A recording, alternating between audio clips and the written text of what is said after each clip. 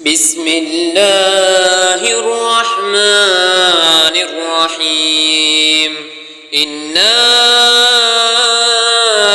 أرسلنا نوحا إلى قومه أن أنذر قومك من قبل أن يأتيهم عذاب أليم قال يا قوم إني لكم نذير مبين أن اعبدوا الله واتقوه وأطيعون يغفر لكم من ذنوبكم ويؤخركم إلى أجل مسمى إن أجل الله إذا جاء لا يؤخر لو كنتم تعلمون قال ربي إني دعوت قومي ليلا ونهارا ولم يزدهم دعائي إلا فرارا وإني كلما دعوتهم لتغفر لهم جعلوا أصابعهم في آذانهم واستغشوا ثيابهم وأسروا واستكبروا استكبارا ثم إني دعوتهم جهارا ثم إني أعلنت لهم وأسررت لهم إسرارا فقلت استغفروا ربكم إنه كان غفارا يرسل السماء عليكم مدرارا ويمددكم بأموال وبنين ويجعل لكم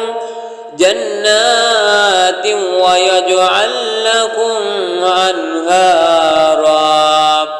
ما لكم لا ترجون لله وقارا وقد خلقكم أطوارا ألم تروا كيف خلق الله سبع سماوات طباقا وجعل القمر فيهن نورا وجعل الشمس سراجا والله أنبتكم من الأرض نباتا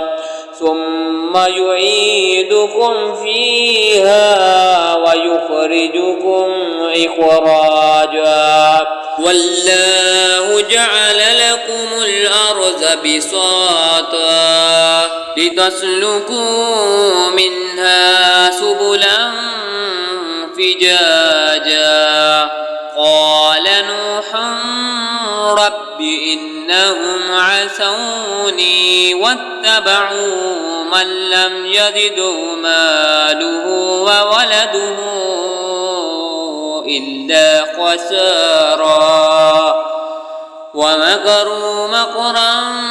كبارا وقالوا لا تذرن آلهتكم ولا تذرن ودا ولا سواء ولا يغوث ويعوق ونسرا وقد أذلوا كثيرا ولا تزد الظالمين إلا ضلالا مما خطيئاتهم أغرقوا فأدخلوا نارا فلم يجدوا لهم من دون الله أنصارا وقال نوح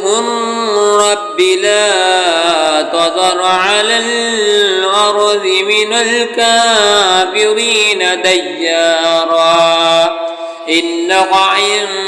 تذرهم يضلوا عبادك ولا يلدوا إلا فاجرا كفارا رب اغفر لي ولوالدي ولمن دخل بيتي مؤمنا وللمؤمنين والمؤمنات ولا تزد الظالمين إلا تبارا.